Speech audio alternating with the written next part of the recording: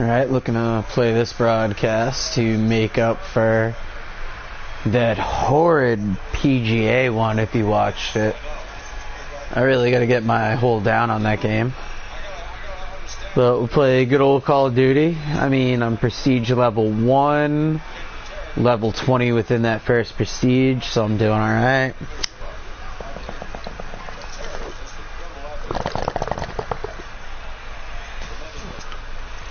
Always gotta brush up on something, though.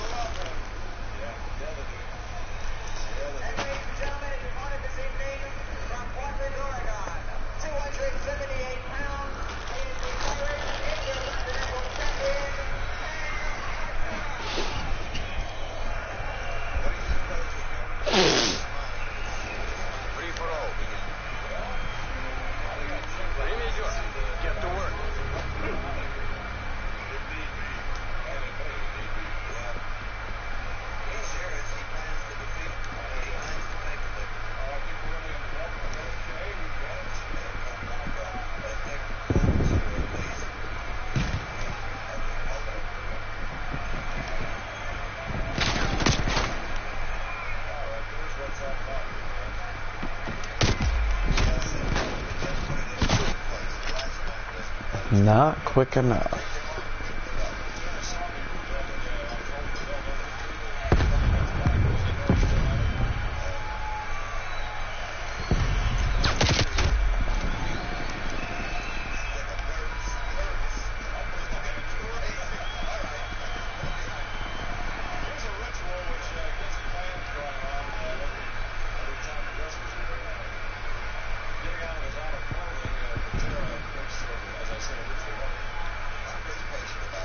Do we have any other working fans out there that are Call of Duty players?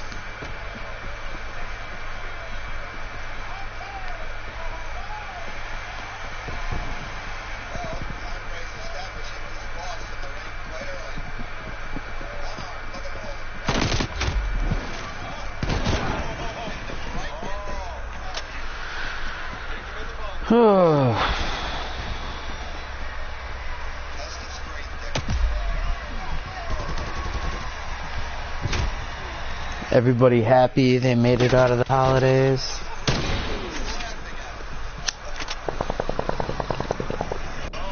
Oh, that's right, I forget.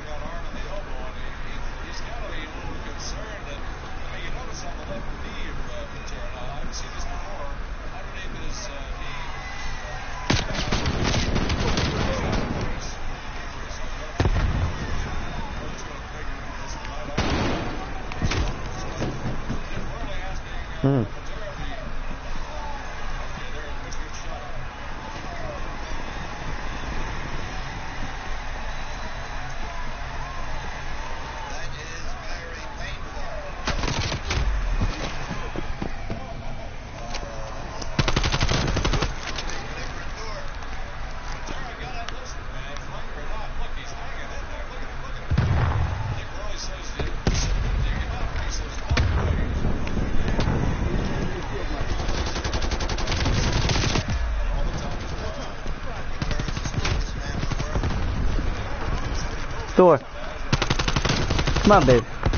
Jump in your bed.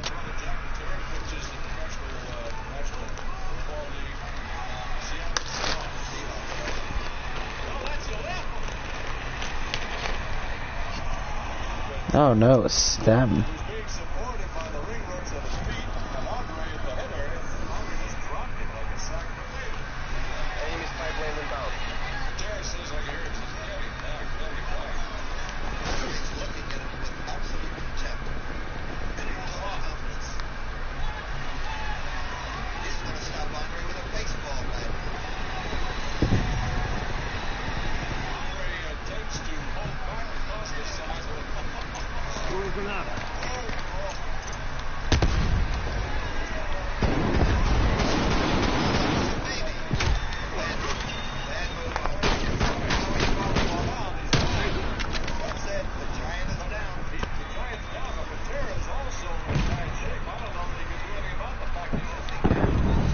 Yeah, guys, I'm gonna camp for a second while I take care of business here.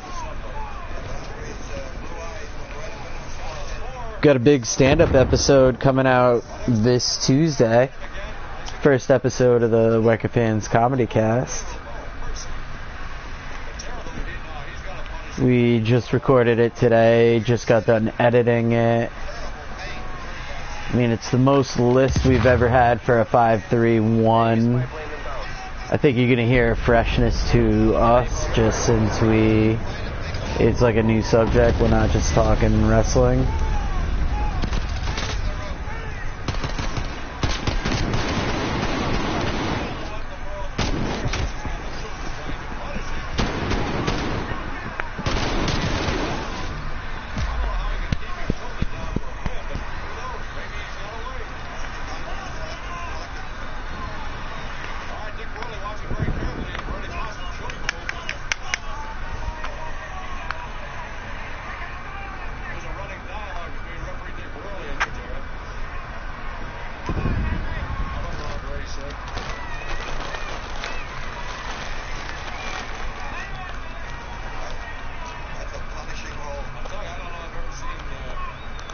%, just camping at the moment.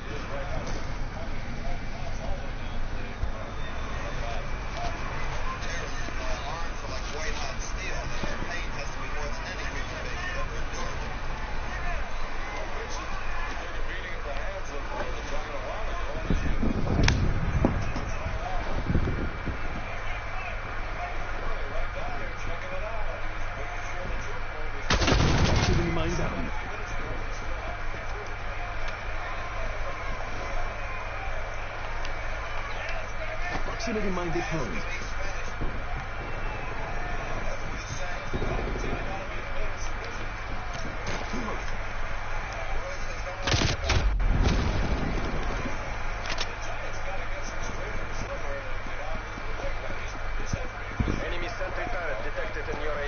Guys, I promise you it's always the games you don't telecast that are the best that you play.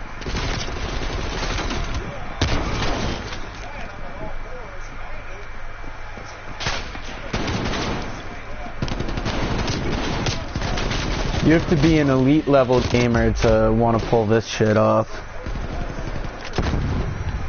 And sadly I do it like in the free time I have. Like, we'll record the podcast and then I'll play games at the end of the night to kind of like unwind. And I mean, as anybody that's been following us knows, the broadcasts have been still relatively recent.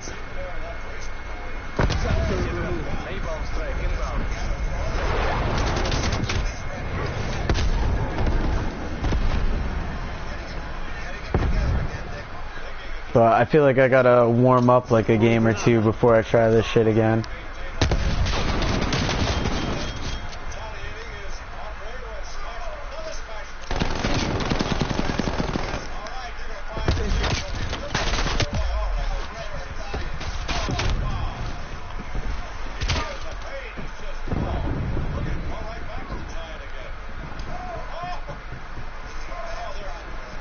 Yeah, I'm nowhere near like high-level gamer. I just want to do it to expand our brand a little bit at the Working Fans podcast. In case you didn't know who we were.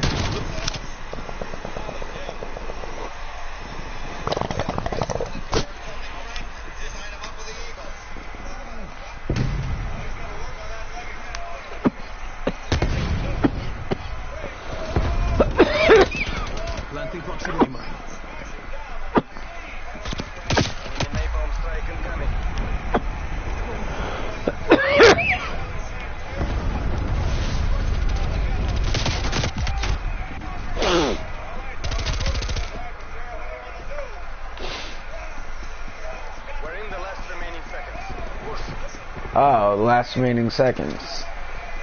So I'm gonna move from 6th to 5th? I doubt it.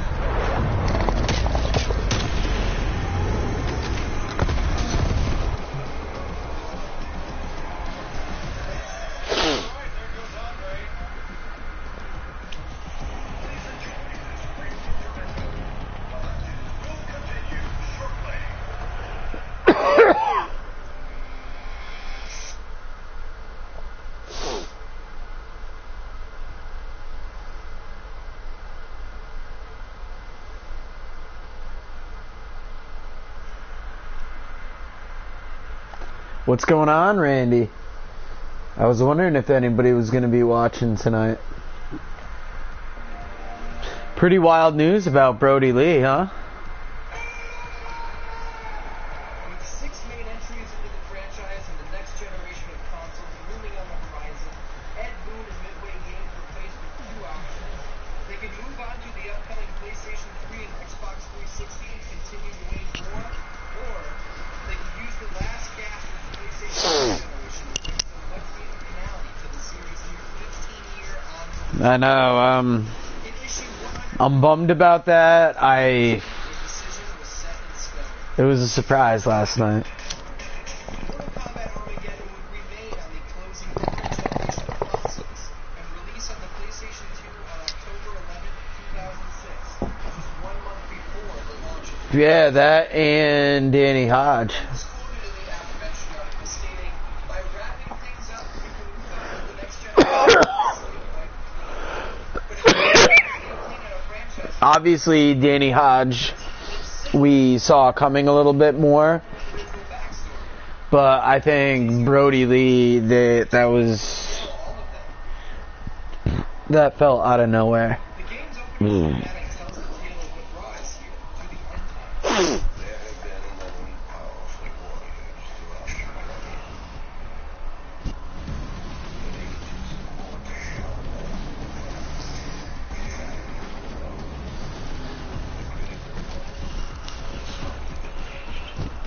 This massive war Team is known as deathmatch. the Battle of Armageddon. Major Our players people have demand killed victory. left and right. Old rivalries are That, we'll probably have that for the Thursday episode. period that goes with the sayings. Today we just recorded the stand-up comedy one. Because that's going to be our Tuesday episode this week. I think Thursday is going to be our breakout stars of 2020. Kind of looking forward towards 2021. And we'll probably do the Brody Lee talk as well. These thrills and possibilities until the rumor takes shape as the final boss of the game's entire universe. Where else has that ever happened? The comedy one worked out good. I think it felt like our best chemistry, but I think we always judge ourselves too harshly. Simply to add an element of mystery to the universe, I think it went well just because it was something new we were talking about that wasn't just wrestling. Like, we like wrestling, but ever since we started the podcast, wrestling feels like a job, but not like necessarily in a bad way. It just feels like if we're watching wrestling, thinking about wrestling, talking about wrestling, it feels like we're on the clock. And the comedy one, it's just so fresh. I think since we all like comedy too, it helped. I can't wait to see where episode like 2, 3, 4 go. I mean, we're even talking about branching out into movie and music podcasts eventually. We're gonna see. I mean, we've got the podcast network too, so we might develop something just for them.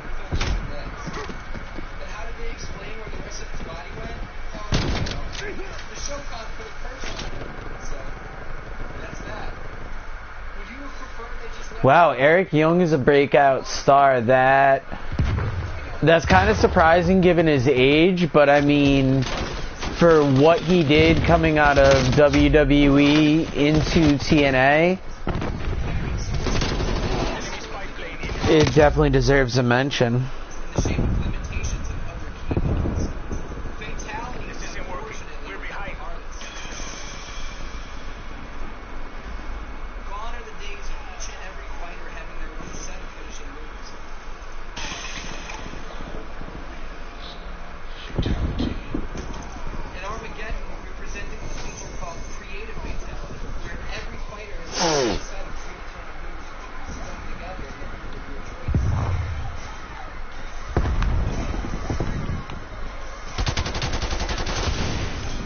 Yeah, I mean, I would look at Eric Young more as maybe a comeback rather than a breakout. McAfee, Ricky Starks 100%. Eddie Kingston rides that fine line, but this was the first year that he had major exposure, so I'll give it to you. And I'm surprised Thunder Rosa didn't win it for Female of the Year for us. When I first mentioned it, I thought it was going to be like one of those dark horse picks, and then I heard a few people get it, and it obviously was just cool. Sorry, I'm exhausted and I am like kind of trailing off here. Oh, I'm just ready for 2021 and to get the next year of this thing going. Yeah, it had to be Bayley. Only because Bayley had more major exposure. I feel like if NWA ran longer, Thunder Rosa, Nick Aldis would have made the list. It was actually the biggest letdown of 2020 that NWA didn't get to do like its full run.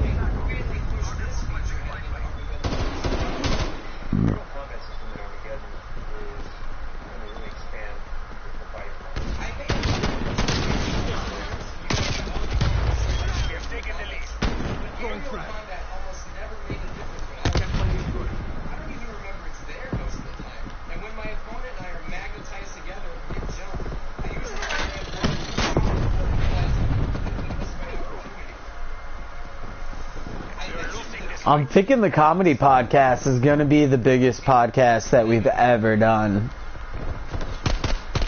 And it's kind of disappointing because I thought our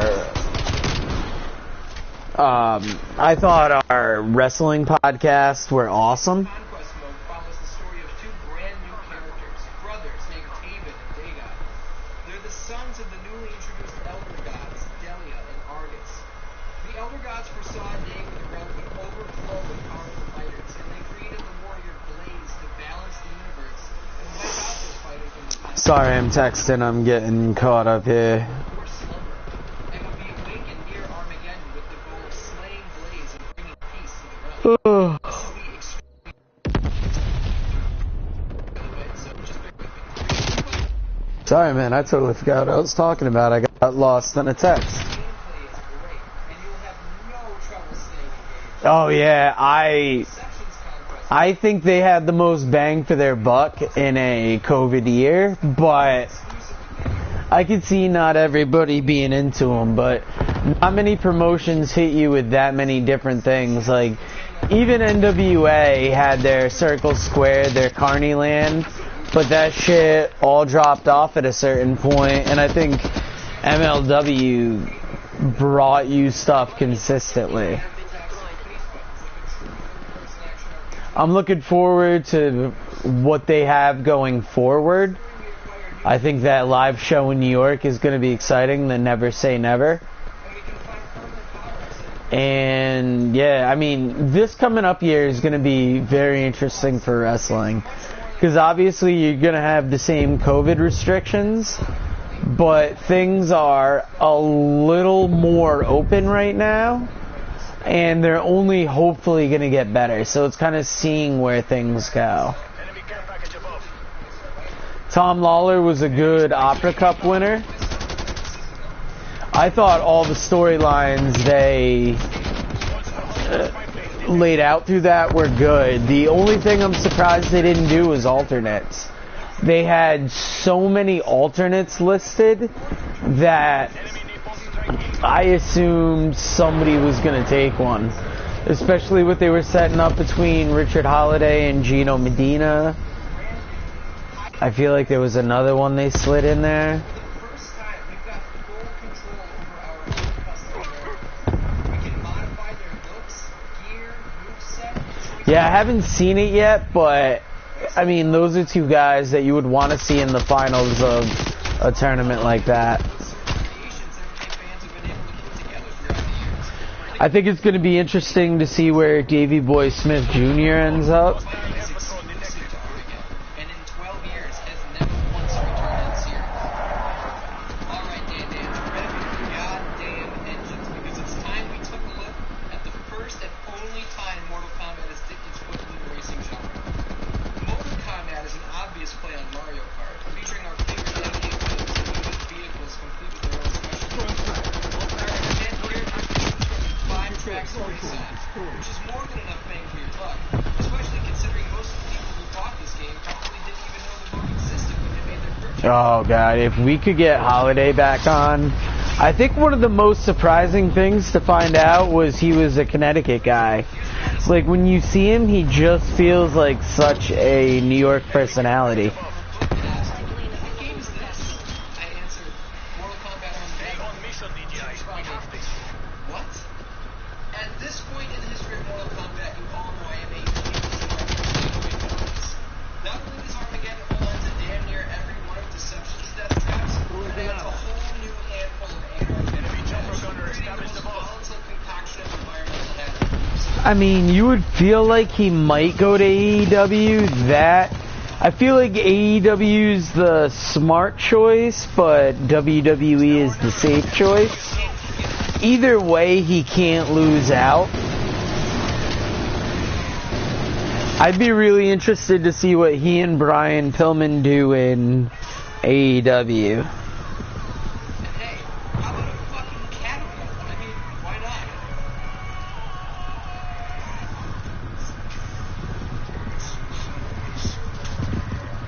My favorite, though, is the portal. I had always wondered what had happened that day. Victory is ours. Wow. Get a victory, we'll wait. God, ow. Fuck, I'm hurting tonight. It might be an early night, man. I'll at least get 1 or 2 more games in.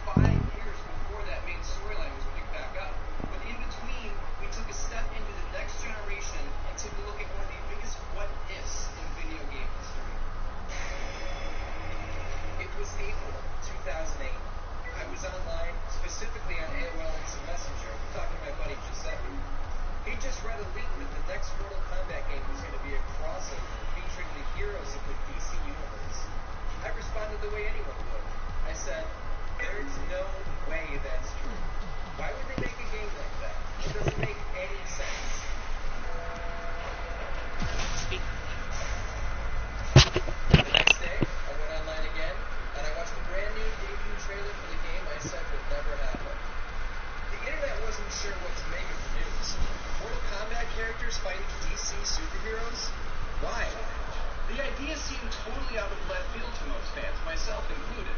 But the initial trailer left me with a feeling that wasn't shared by most. I couldn't fucking wait for this game. I've grown up a huge fan of Mortal Kombat, obviously. And while I didn't start reading comics until I was in my early 20s, I was still a huge DC fan, having grown up with Batman the animated series, Superman the animated series, and Justice League. These two franchises were colliding, and I was ready to take the plunge.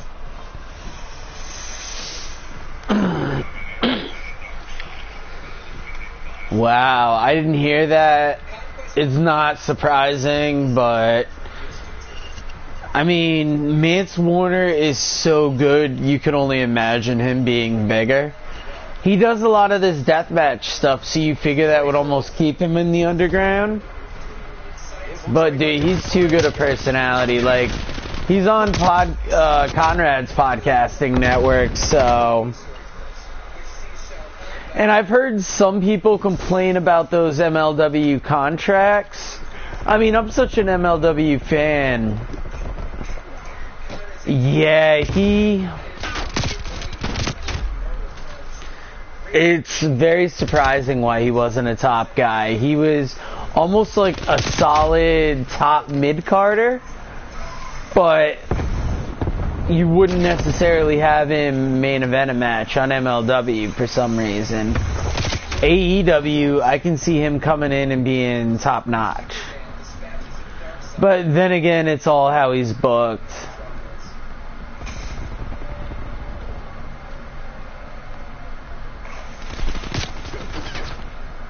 God, how is Mance Warner not a breakout of 2021 or 2020?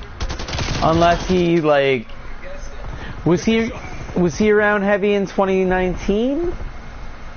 I would almost have to go back and look at old MLW. They're gone. Watch out. Right.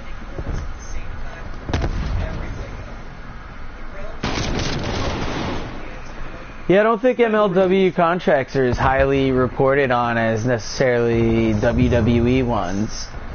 And they're a little more open because Brian Pillman's got to be under a contract, but he was doing that work with AEW during his downtime. Yeah, he does GCW, that's a good point.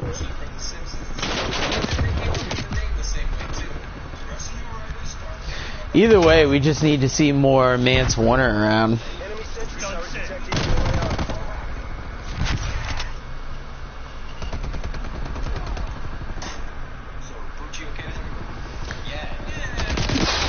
Not that I know of, but you'd imagine that his deeper involvement in AEW means he is. But from all I've heard, he's still with MLW.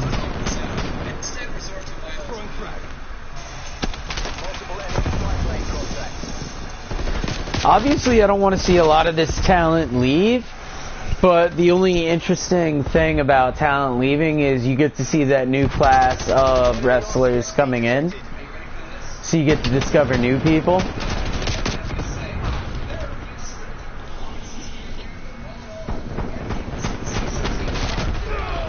God, if Teddy Hart didn't do such damage to himself this year, he could easily be he could be Impact, most likely. Best case scenario, AEW, MLW again.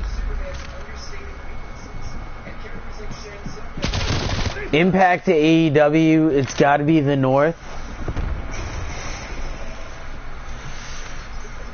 I'm gonna say Motor City Machine Guns just because of all the different tag teams they could work with on that AEW roster.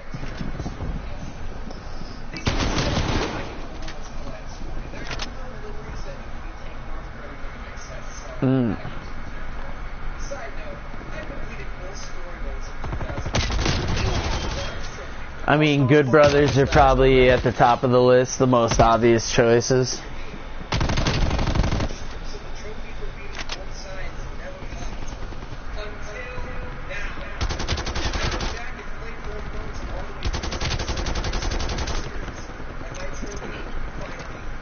Hostile RCX in your AO.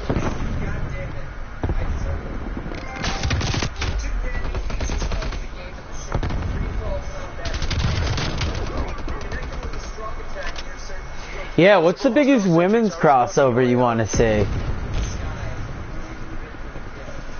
Because we've been hyping Impact's women's division for so long that, I mean, we've been talking AEW needs a shot in the arm. Who do you see going over?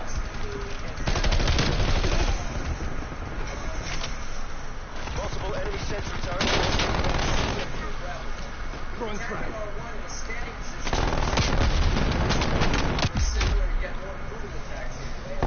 Wow, Jordan Grace wasn't even one I thought of, because the top three I thought were obvious are Taya, Rosemary, and Deonna Purrazzo. But it's kind of who do they face on the AEW side.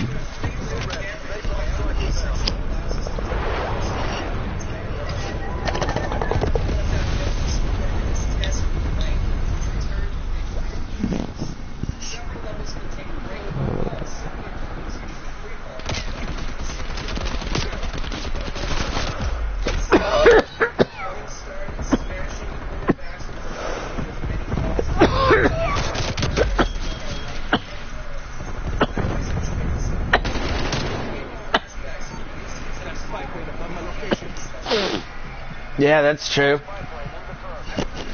I feel like Deonna Purrazzo's the realest fighter they have. Taya's got that good lucha background, so that kind of fits. Rosemary Abaddon would be kind of sick.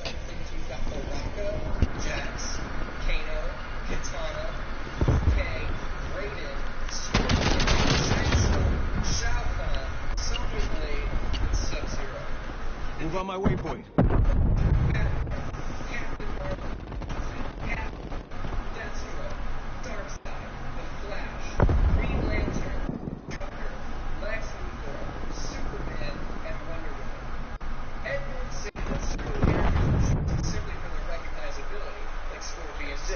Enemy attack kilo above. Ah, Jesus. Wow, Taya's leaving Impact. Where do you see her going? Is it an obvious AEW move?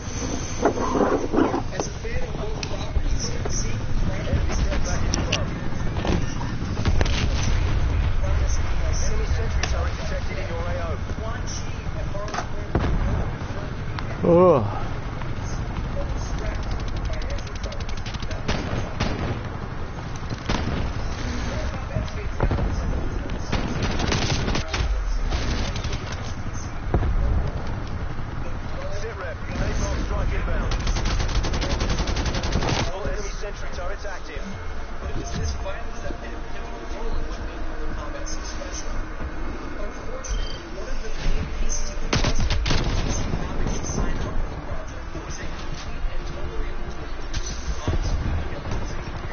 Okay, I can see that.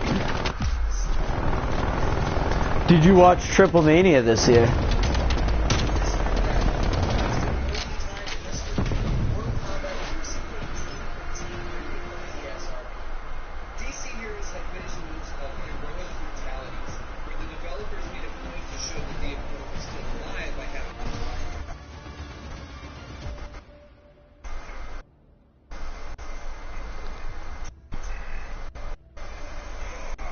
Fighters and DC villains, on the other hand, were still able to perform deadly finishes.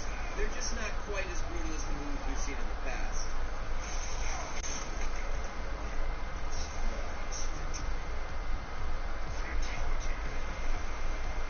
The limitations in toned-down violence, all in all, does suck, because it would have been amazing to see what the guys in Midway would have cooked up for normally anti-murder heroes like Batman and Superman, but it never struck me as being the biggest deal. You can feel free to disagree with me in the comments. I'll be happy to reply to you. But to me, it's not just the violence that makes Mortal Kombat special. I enjoy the characters and their personal stories and abilities.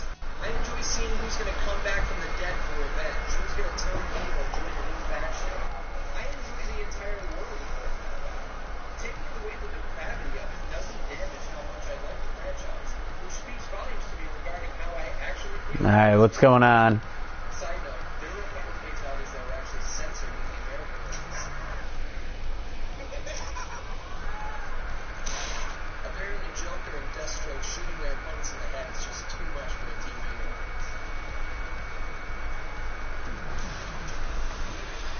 Yeah, I watched the beginning of it. I gotta make it through the...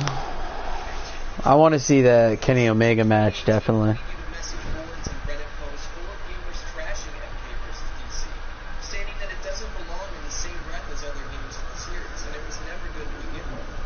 The game did well with reviews, garnering scores between the mid-7 and mid-8 ratings, selling nearly 2 million copies worldwide. I'm actually quite a big fan of the game, and I've popped it into my PS3 several times over the years to get my fix. I won't tell anyone who doesn't like it that they're wrong. To each their own. Alright, let's see how this Combat goes. vs. DC Universe would be the final game Midway ever released, as their financial woes piled up to the point of bankruptcy.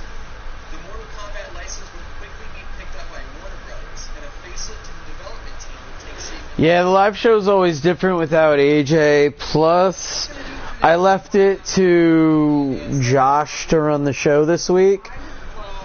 Because since it was a crossover episode, I was just happy not to have to run things.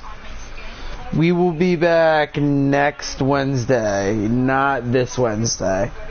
I gotta work Wednesday night, so we're just not gonna do the show.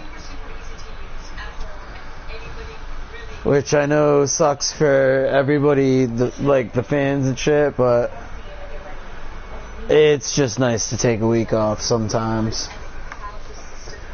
I mean, unfortunately I gotta work, so it's not so much something I chose, but whatever.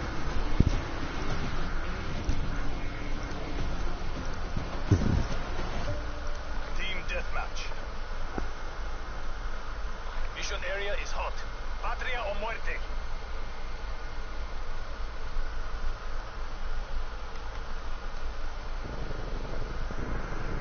We have taken the lead.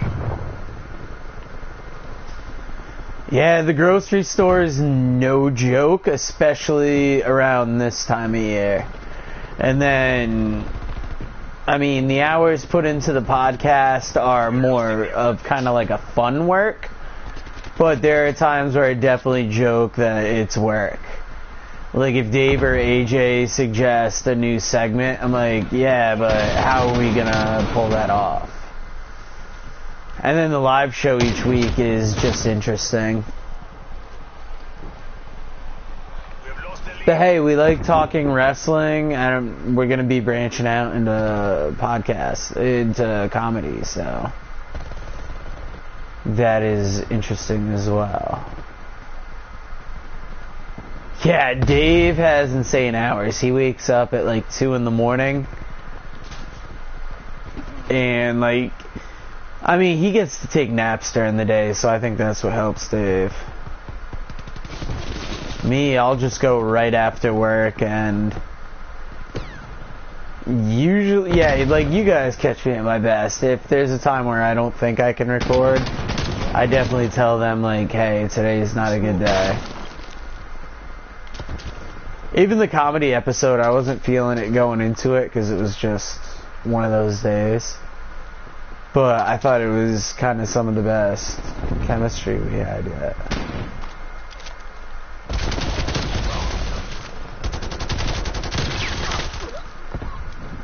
They're dead.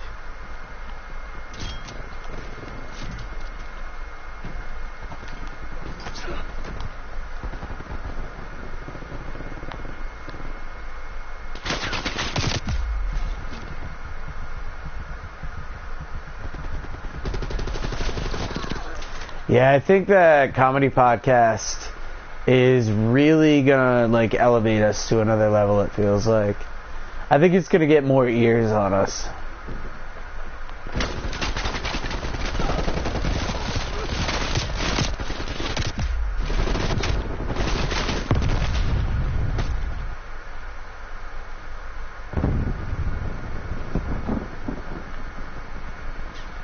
Yeah, Post had a good Christmas episode. The Lapsed Fan had one.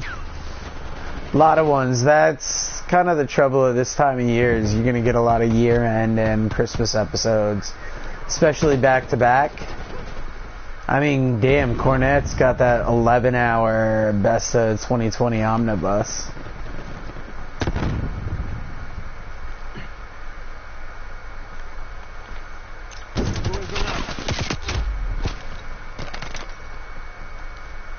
How was the post one? I haven't listened to the post holiday show yet.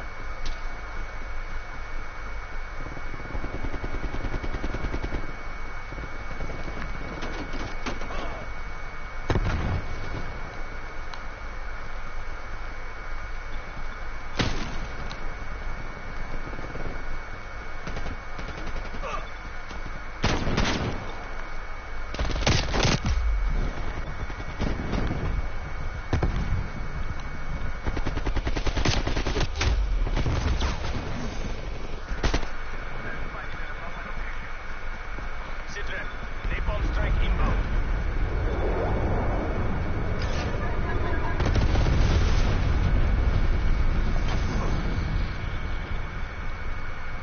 Hostile spy plane established overhead.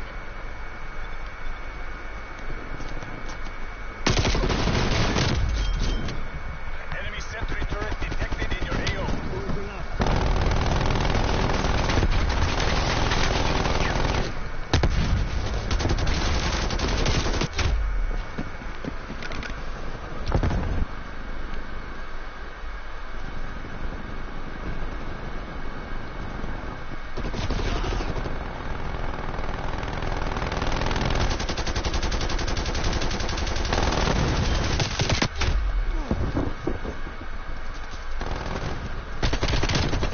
Oh wow, that's a big get.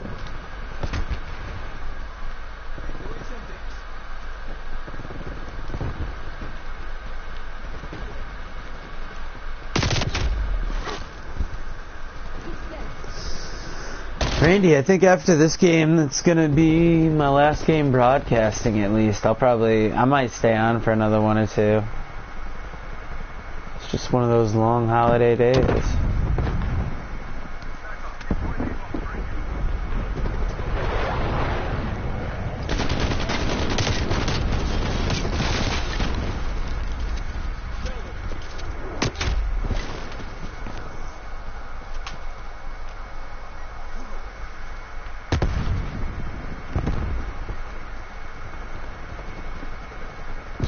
Yeah, how early do you get up in the morning for what you gotta do? Because, like, my first alarm goes off at 4, but then I've got, like, a 4:30 and 5 alarm clock, but I imagine you gotta be, like, a 4:35 riser.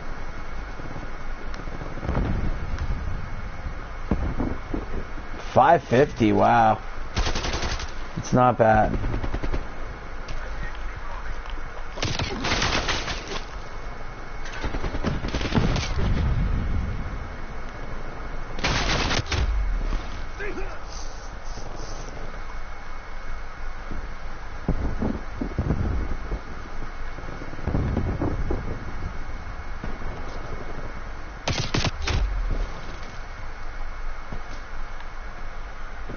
That's gonna be good. I mean, at least you know your schedule every day. Mine, it's the same most days. I go in an hour earlier on Friday, and I have to do a night on Thursdays usually. Hostile attack helicopter inbound.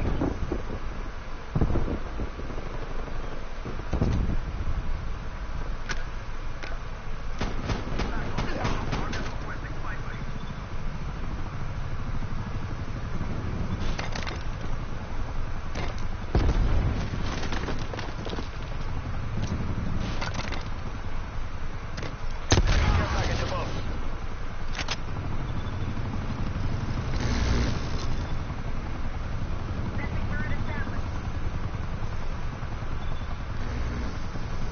Yeah, that was a hell of a snowstorm, and it left the covering for a good little while. But that 60 degrees on Christmas really helped, and the rain. But yeah, I'm glad to be done with it. I mean, I'm sure we'll get another round of it somewhat soon. Hopefully not too soon.